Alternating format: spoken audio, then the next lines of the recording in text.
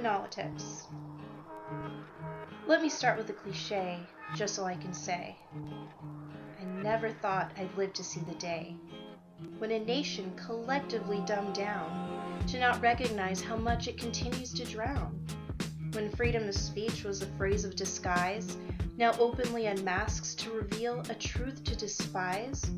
When cowards fall back to not challenge one man, but glorify a mortal to convert all into his fan, so everyone can fit into a self-serving plan, and remain stuck into a pointless battle of so-called ideology, ignoring the reality and variety of phenomenology.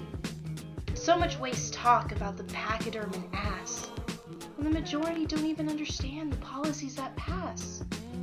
Where it's not the 99 or so-called 1% who claim the rules of all Americanized descent, because it looks to me like more than 1% sure as hell don't appear as heaven sent. Be wary of ones with recognizable names, who show power to install innumerable enslaving chains, and who dare lay claim on the rules of the games.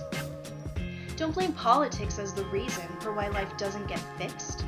It's the monolitics that's in season and why life is less mixed.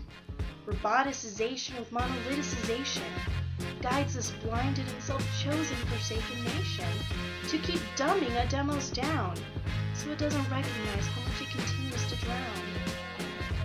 Politics is an activity where ideas compete.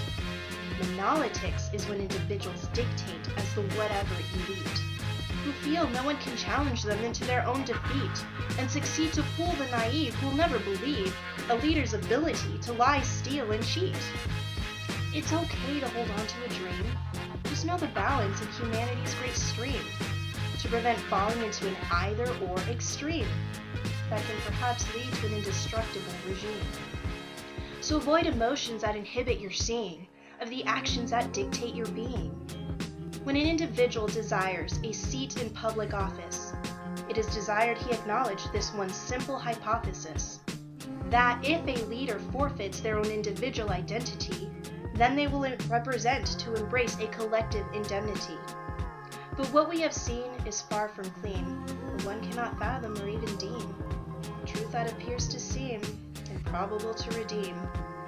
Because the self-serving, agenda-setting, ethics-ignoring individuals will not care about you non-you thought-provoking conservatives or liberals.